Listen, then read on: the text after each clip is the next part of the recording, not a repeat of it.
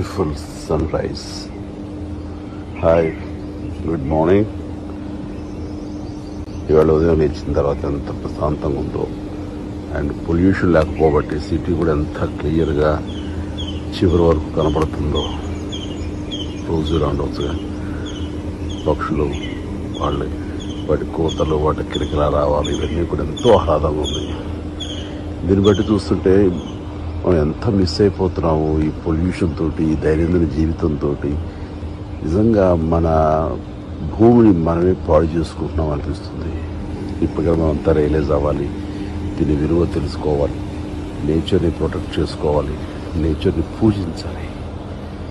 and stay home and stay